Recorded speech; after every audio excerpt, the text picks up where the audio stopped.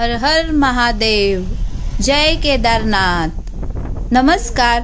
आज मी या व्हिडिओमध्ये केदारनाथ यात्रेत आलेला आमचा अनुभव आणि आपणास उपयोगी होईल अशी यात्रेसाठी लागणारी संपूर्ण माहिती सांगण्याचा प्रयत्न केला आहे।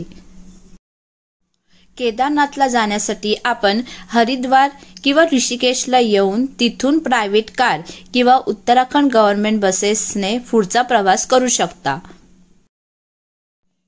प्रवासाच्या दरम्यान आपल्याला देवप्रयाग, रुद्रप्रयाग ही ठिकाणे लागतात।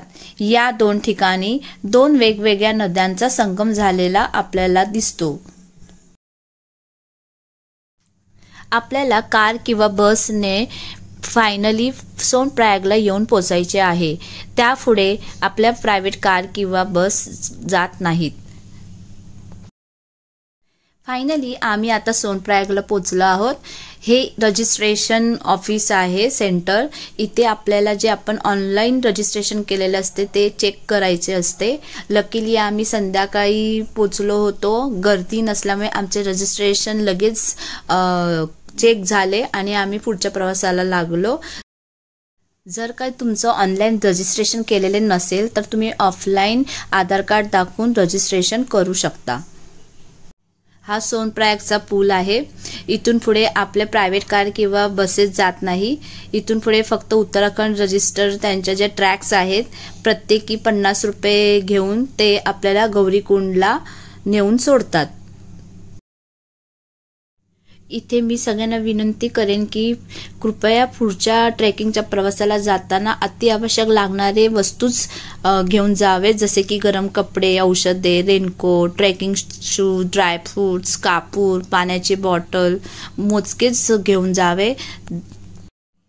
हे गौरीकुंडचे मेन प्रवेशद्वार आहे। इथून खरी ट्रेकिंगची सुरुवात होते, जे की केदारनाथ 16 किलोमीटर ट्रेकिंग आहे। हर हर महादेव। गौरीकुंडला पोचायला संध्याकाळचे 6 वाजले होते, त्यामुळे आम्ही पुढचा प्रवास करू शकत नव्हतो।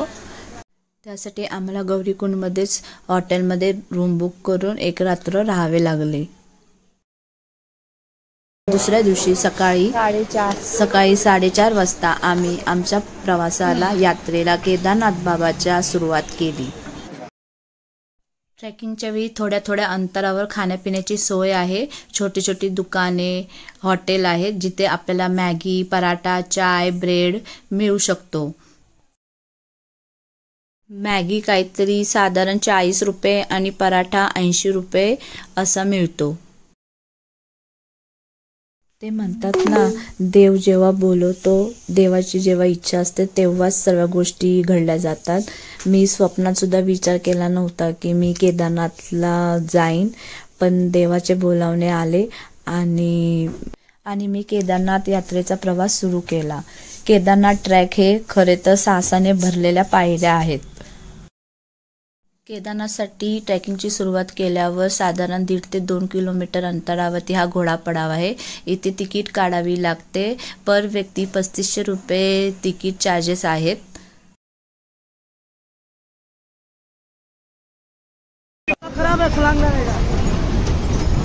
केदारनाथ दर्शनाचे दृश्य खरेच खूपच सुंदर आणि अद्भुत आहे। ट्रेकिंगच्या वेळी लहान मुले, वयस्कर व्यक्ती किंवा ज्यांना हेल्थ प्रॉब्लेम आहे ते घोडा, पालखी किंवा पिट्टूने जाऊ शकतात। तसेच ट्रेकिंगच्या वेळी मध्येच ऊन, पाऊस असा निसर्गाचे रमणीय वातावरण अनुभवायला मिळते। तसेच ट्रेकिंगच्या वेळी लागणारे अत्यावश्यक वस्तू सोबत घ्यावे। अननेसेसरी जास्त वजन झाले तर आपल्याला चालण्यास, ट्रेकिंग करण्यास प्रॉब्लेम होतो। इथे मी एक गोष्ट तुम्हाला आवर्जून सांगेन की कृपया ट्रेकिंगच्या वेळी सतत थोड्या वेळाने ड्रायफ्रूट्स, स्नॅक्स खात राहावे, पाणी पित राहावे, बसून आराम, रेस्ट घ्यावा। आणि खरे तर आपण शारीरिक फिट आणि आपल्या क्षमता असेल की आपण ट्रॅकिंग करून जाऊ शकतो तर आपण ट्रॅकिंग करूनच गेले पाहिजे। पण जे लहान मुले आहेत, वयस्कर माणसं आहेत किंवा ज्यांना हेल्थ इश्यू आहेत त्यांनी या सुविधांचा उपयोग घेण्यास काहीच हरकत नाही, कारण त्यांचा सुद्धा ह्याच गोष्टींवर सुविधांवर उदरनिर्वाह होतो. जसे की हे पिट्टू आपल्या पाठीवरती आपल्यासारख्या व्यक्तींना बसून वर घेऊन जातात. 22 किलोमीटर हे सोपे नाही. केदारनाथ बाबाची यात्रा खूप कठीण आहे. इथे घोड्यावरून येण्यासाठी प्रति व्यक्ती 3500 रुपये चार्जेस आहेत. पालखीचे साधारण 14-15 हजार रुपये चार्जेस आहेत. ते आपल्या वेटनुसार डिपेंड असते. पिट्टूचा सुद्धा 8,000 चार्ज आहे. तसेच तुम्ही हेलिकॉप्टरने सुद्धा येऊ शकता. त्यासाठी हेली यात्रा IRCTCची जी ऑफिशियल वेबसाईट आहे त्या वेबसाईटवर जाऊन आपणास तिकीट्स बुक करावे लागतात. त्याची लिंक मी माझ्या डिस्क्रिप्शन बॉक्समध्ये दिलेली आहे. तिथे फाटा, सिरसी अँड गुप्तकाशी हे हेलिपॅड्स आहेत. तिथून आपण हेलिकॉप्टरने वर केदारनाथ मंदिराजवळ येऊ शकतो. आता तुम्ही इथे पाहत आहे एक हेलिकॉप्टर लँड होत आहे. आणि फायनली आता आम्ही केदारनाथ मंदिराच्या जवळ पोचलो आहोत. इथून पुढे दर्शनासाठी जाण्यासाठी टोकन घ्यावे लागते. इथे आपणास राहण्यासाठी टेंट, हॉटेलची सुद्धा उत्तम सोय आहे. हे बघा किती सुंदर अप्रतिम असे निसर्गाच्या सानिध्यात केदारनाथमध्ये राहून मन शांती मिळते. जिथे पहाडांच्या उंच शिखरांवर केदारनाथचा महिमा अपरंपार आहे. आम्ही इथे हा एक टेंट घेऊन राहिलो होतो. इथे तुम्हाला 2 व्यक्तींसाठी, 4 जणांसाठी किंवा ग्रुपसाठी टेंट मिळतील. आमच्या टेंटसाठी 500 रुपये चार्जेस केले होते. ते 2 माणसासाठीचा टेंट होता. हे वॉटरप्रूफ टेंट असतात.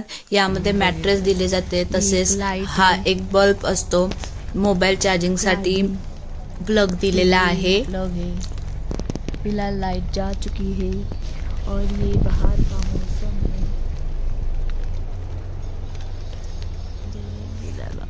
त्याच्याबरोबर समोर आम्हाला भैरवनाथाचे दर्शन झाले. भैरवनाथाचे मंदिर आमच्या टेंटच्या अगदी समोर होते.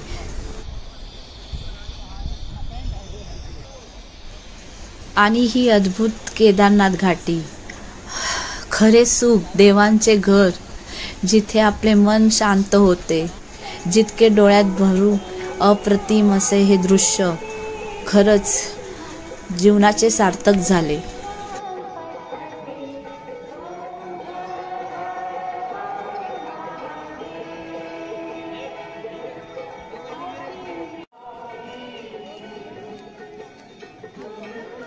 आम्ही 3 वाजता दर्शनासाठी लाईनमध्ये उभे राहिलो आणि महादेवाच्या कृपेने बरोबर सायंकाळच्या 7 वाजता आरतीच्या वेळी आमचे दर्शन, अद्भुत असे दर्शन, सुख देणारे दर्शन महादेवाचे आम्हाला मिळाले. आणि अशा प्रकारे महादेवाचे दर्शन घेऊन आम्ही धन्य झालो. आमच्या जीवनाचे सार्थक झाले. हर हर महादेव. जय केदार बाबा.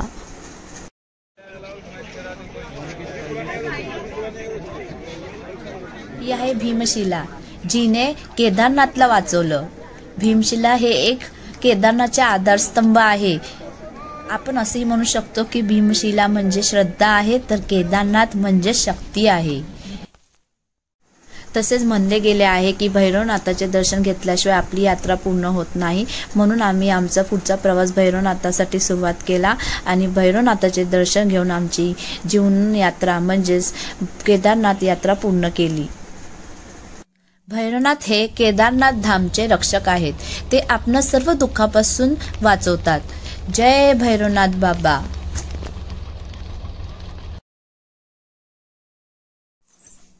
आणि केदारनाथ मंदिराच्या मागेच ही संत आदि शंकराचार्य यांची समाधी आहे.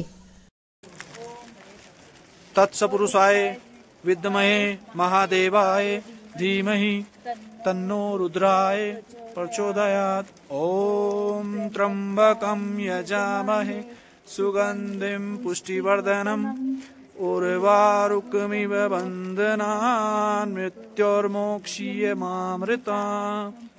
ॐ कर्पूरगौरं करुणावतारं संसारसारं भुजगेन्द्रहारं सदा वसन्तं हृदये विन्दे भवं भवानी सहितं नमामि।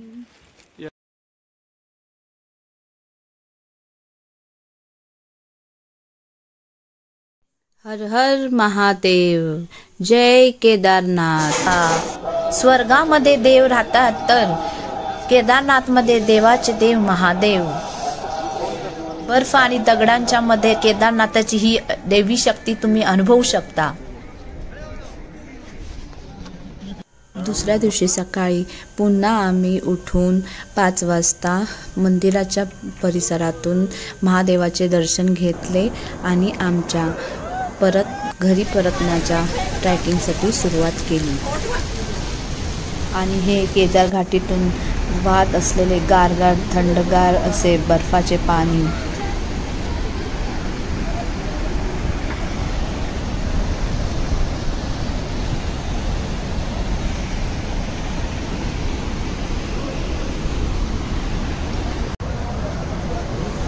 आता आम्ही रामबाडा पुलाच्या दिशेने निघालो आहोत। हा समोर दिसतो आहे तो रामबाडा पूल आहे। इथून हे दृश्य केदारनाथ घाटीचे, हे पाण्याच्या लाटा, खूपच सुंदर असे दृश्य तुम्ही पाहत आहात।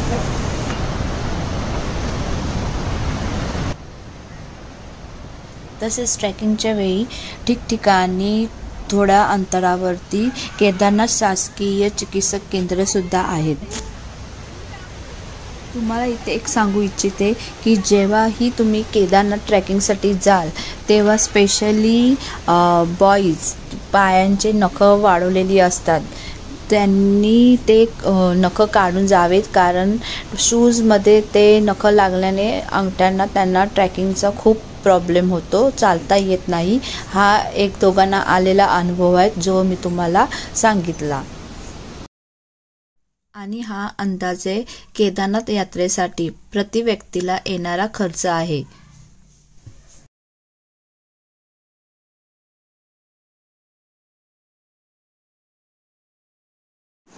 आम्ही महादेवाचे सकाळी पुन्हा दर्शन घेऊन ठीक 6 वाजता खाली उतरण्याच्या ट्रॅकिंगसाठी सुरुवात केली होती आणि दुपारी 3 वाजता जिथे सीतापूरमध्ये आम्ही आमची पार्किंगमध्ये गाडी लावली होती तिथे आम्ही 3 वाजता पोचलो। म्हणजे आम्हाला परत खाली उतरण्यासाठी लागलेला जो कालावधी होता तो 9 तासाचा होता। अशा प्रकारे आमची केदारनाथची यात्रा सुखरूपपणे पूर्ण झाली। जय केदारनाथ।